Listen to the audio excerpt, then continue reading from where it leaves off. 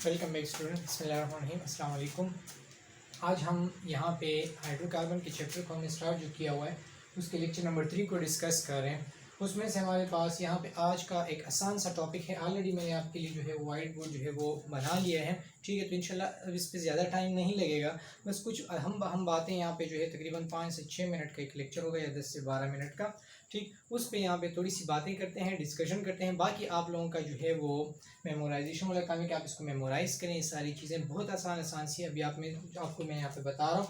तो फर्स्ट हमारे पास है physical properties of alkane and cycloalkane. This is a topic. Today's lecture is all about the physical properties. अब physical properties क्या है? Physical property let suppose हम लोग कहते हैं कि फॉर एग्जांपल हम लोगों ने मान लिया कि बॉइलिंग पॉइंट हम उसको देख सकते हैं, मेल्टिंग पॉइंट हम उसको देख सकते हैं, तो फिर कलर कहाँ से जो आएगा, कलर हम उसको देख रहे हैं, ठीक। ये ऐसी बहुत सारी फॉर एग्जांपल फिर आपसे ये कहेंगे कि तुम इन सारी चीज़ों को अगर हम लोग मान लें तो ये कह सकते हैं कि वो सारी प्रॉपर्टीज़ किसी भी केमिकल के हवाले से जिनको हम देख सकते हैं। अक्सर स्टूडेंट भी हम कहते हैं, जो है हम टीचर भी है जो है इसी तरीके से इसको जो है वो कर सकते हैं, डिफाइन करते हैं, यानी वो प्रॉपर्टी जिनको हम देख सकते हैं हम उसको फिजिकल प्रॉपर्टी कहते हैं। लेकिन यहाँ पे एक लिमिटेशन है, बताने का मकसद ये है, लिमिटेशन ये है कि ऑर्डर स्मेल फिर कहाँ जाएगा। आप उसको देख तो नहीं सकते लेकिन फील कर सकते हैं। टेस्ट जो है जायका आप उसको फील कर सकते हैं, टेस्ट कर सकते हैं, आप उसको देख नहीं सकते।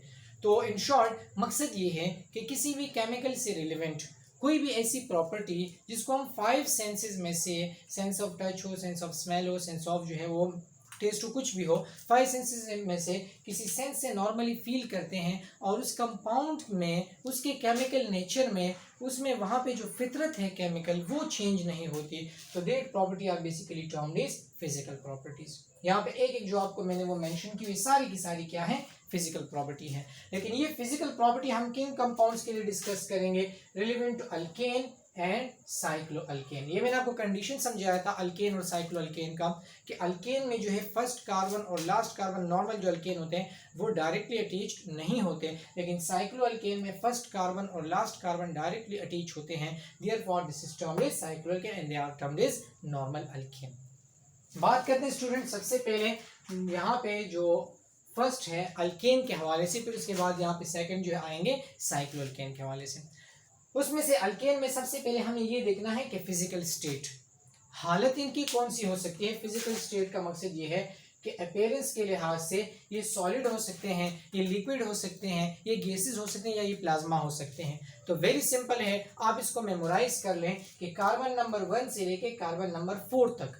मकसद क्या है इस बात का कि मीथेन जो फर्स्ट मेंबर है जिसमें एक कार्बन, इथेन जो सेकंड जो इसमें 2 कार्बन है, प्रोपेन जिसमें 3 कार्बन है, ब्यूटेन जिसमें 4 कार्बन है। तो मकसद ये methane, ethane, propane and butane जो फर्स्ट 4 मेंबर्स हैं ये मेमोराइज रखना है आप लोगों ने, ठीक। वो सारे के सारे क्या हैं, वो गैसेज हैं, they are present in gaseous state. उसके बाद जो नेक्स्ट वर्ड आपके बुक में यही लिखा है नेक्स्ट 13, तो नेक्स्ट 13 का मतलब 5, 6, 7, 8 इस तरीके से।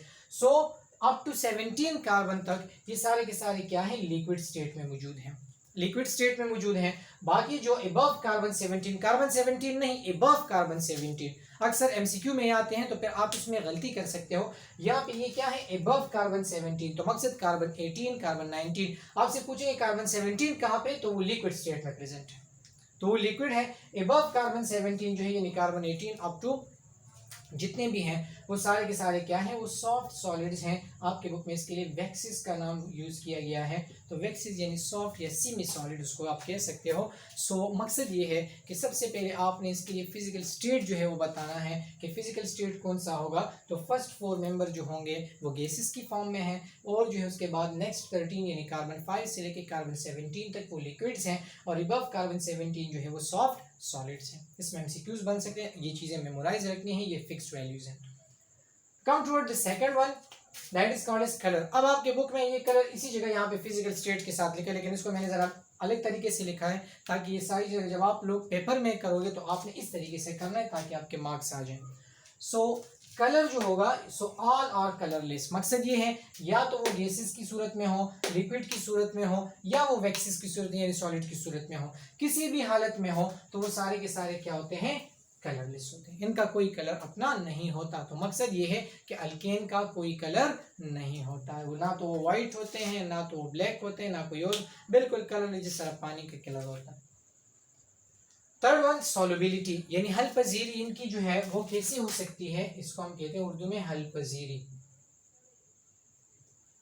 ठीक, जो उर्दू मीडियम वाले हैं उनको ज्यादा पता होगा, हल पजीरी कहते हैं। सब देखें, इसका मकसद यही है। अब अगर आप देखें तो अल्केन जो है वो बेसिकली होते हैं non polar. Remember that alkane are non polar. यहाँ पे मैं लिख रहा हूँ बाय नेचर ये क्या होते हैं, नॉन पोलर। अगर आपसे पूछा जाए तो आपको ये क्लियर होना चाहिए कि अल्केन, फॉर एग्जांपल आपको मैं कहता हूँ मीथेन है लेट सपोज, तो आप देखो ये कार्बन ने जो है 4 बॉन्ड बनाए हैं, हाइड्रोजन हाइड्रोजन हाइड्रोजन हाइड्रोजन, तो यहाँ का डाइपोल मोमेंट इसके साथ कैंसल, आप लोगों ने फर्स्ट ईयर में पढ़ा होगा, यहाँ का डाइपोल मोमेंट इसके साथ cancel, the result is 0 0 divide.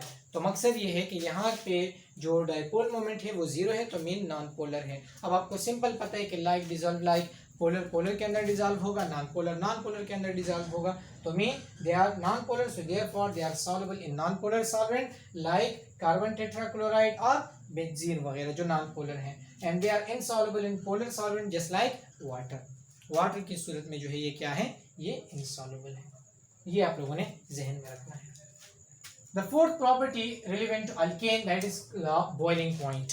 Boiling point जो है, आप सिंपल ये याद रखना है कि अगर आप होमोलॉगस सीरीज की तरफ जाओगे, methane, ethane, propane, butane, pentane, hexane, heptane, octane, नोनेन, decane वगैरह, तो मीन जितना कार्बन नंबर बढ़ता जाएगा, जितना कार्बन नंबर बढ़ता जाएगा, इंक्रीज होता जाएगा, तो रिजल्ट में क्या होगा, वहां पे बॉइलिंग पॉइंट इंक्रीजेस।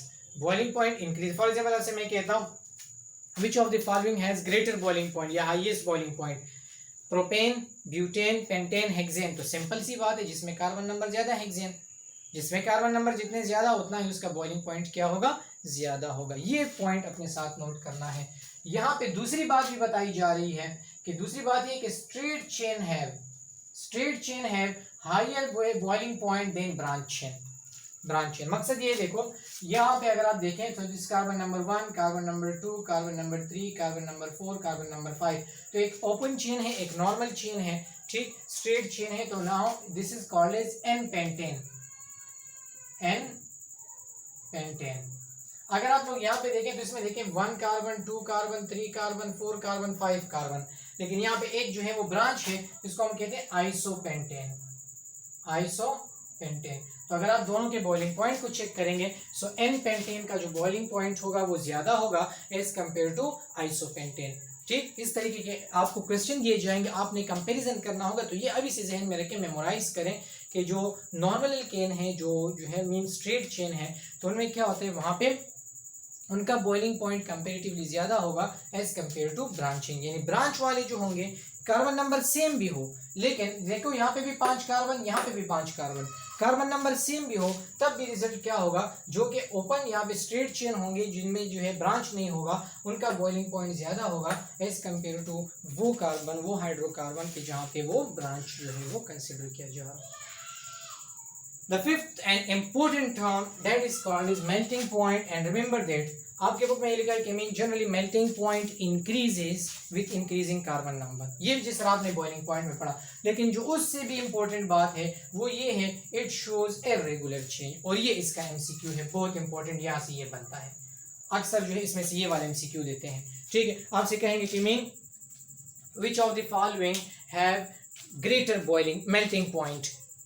क्वेश्चन को जरा देखो, विच of the following have greater melting point. Boiling point का तो हो गया वो ऑलरेडी।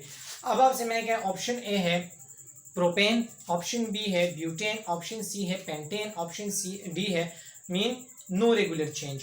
तो अब आपका ऑप्शन क्या होगा, पेंटेन नहीं होगा, याद रखो पेंटेन नहीं होगा। वो आपके बुक में भी लिखा है कि मीन जनरली इंक्रीज, लेकिन जो उससे भी इंपॉर्टेंट बात है वो ये है कि इर्रेगुलर चेंज। तो मैंने उसे कहा इसमें अक्सर ये इसका एमसीक्यू बनता है, तो आपको ये क्लियर होना चाहिए कि इसमें जो मेल्टिंग पॉइंट है इसमें कोई रेगुलर चेंज नहीं आता, कभी इंक्रीज हो जाता है, कभी डिक्रीज हो जाता है कार्बन नंबर इंक्रीजेस के साथ, तो नो रेगुलर चेंज। फिर बता रहा हूँ, बहुत इंपॉर्टेंट है ये बात, अपने साथ इसको जहन में रखना है। The next one is specific gravity. Specific gravity mean force of attraction के थ्रू जो है या कितना वजनदार जिस तरह डेंसिटी है, ठीक। तो सिंपल सी बात है कि जितने कार्बन नंबर ज़्यादा होंगे उतनी ही स्पेसिफिक ग्रेविटी भी ज़्यादा होगी, जितने कार्बन नंबर कम होंगे वो हल्का सा होगा, स्पेसिफिक ग्रेविटी कम होगी। तो यहाँ पे आपको क्या बता रहे हैं, increase is down the group. यानी होमोलॉगस सीरीज के बारे में बात करें, मीथेन हुआ, इथेन हुआ, प्रोपेन हुआ, ब्यूटेन हुआ, पेंटेन हुआ, हेक्सेन हुआ, तो उसकी सूरत में क्या होगा, जितना कार्बन नंबर बढ़ता जाएगा स्पेसिफिक ग्रेविटी बढ़ती जाएगी। क्लियर हो गई बात। ये आपको जनरलाइज बता रहे हैं, फिर इसमें इस किस्म के क्वेश्चन बनते, आपको ऑप्शन देते हैं, फिर आपने सेलेक्ट करना है, लेकिन जनरली आपने ये सारी चीज़ें जहन में रखनी है। The next one is viscosity, गाढ़ापन इसको कहते हैं। आपने फर्स्ट ईयर में जो है लिक्विड के चैप्टर में इसको पढ़ा होगा। यूनिट ऑफ विस्कोसिटी आप लोगों ने निकाली होगी, फ्लूइडिटी निकाली होगी, inverse of viscosity is called fluidity, ठीक। तो ये इसके लिए आपने पॉइज या सेंटीपॉइज की यूनिट निकाले होंगे, ठीक। सो ऐसी बहुत सारी बातें आप लोगों ने की होंगी। तो अब विस्कोसिटी क्या है, गाढ़ापन, सिंपल सी बात है, increases down the group.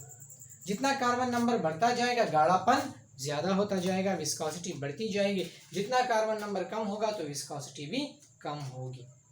Clear हो गई ये बात। ये सारी चीज़ें आप लोगों ने याद करनी है।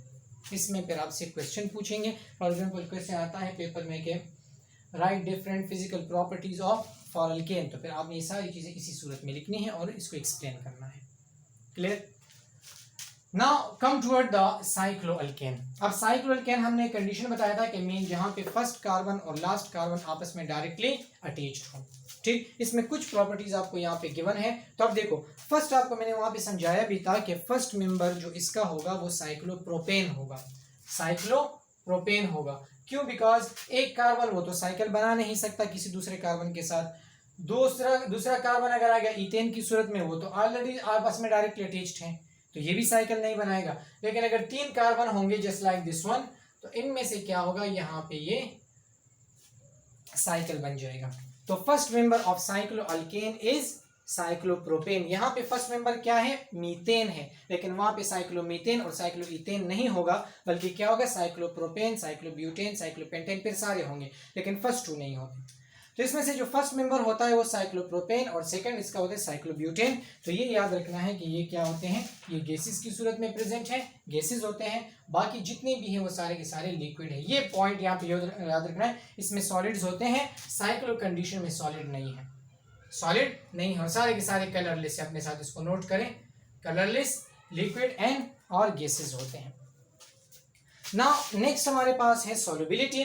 तो सॉल्युबिलिटी के लिए क्या है, soluble in non polar solvent, soluble in non polar solvent, जिस तरह CCl4 है, या जो है insoluble in polar solvent. Boiling point के लिए क्या है कि increases with increasing carbon number, जिस तरह आप लोगों ने यहाँ पे याद रखा है, इसी तरीके से यहाँ पे भी देख लें, यहाँ पे भी increases with increasing carbon number है। सिर्फ आपने ये देखना है, मेल्टिंग पॉइंट में बहुत इंपॉर्टेंट है, यहाँ पे लिखा है कि increases with increasing carbon number. तो जिस तरह आपने बॉइलिंग पॉइंट देखा उसी तरीके से मेल्टिंग पॉइंट भी इंक्रीजेस होगा, किस सूरत में, साइक्लो की सूरत में। लेकिन अगर आप इसको यहाँ पे कंपेयर करोगे तो फिर क्या होगा, इररेगुलर चेंज यहाँ पे है। तो ये पॉइंट अपने साथ इसको कंपेयर करें। बाकी जो है इन चीज़ों को आप लोग याद करें। किसी किस्म का क्वेश्चन और सजेशन हो फिर आप मुझसे पूछ लें। Thank you very much. इंशाल्लाह नेक्स्ट लेक्चर में फिर मुलाकात होती है। कोई क्वेश्चन हो आप मुझसे रब्ता कर सकते हैं, कॉपी कर लें, याद कर लें, कोई क्वेश्चन फिर आप पूछें। अल्लाह हाफिज़।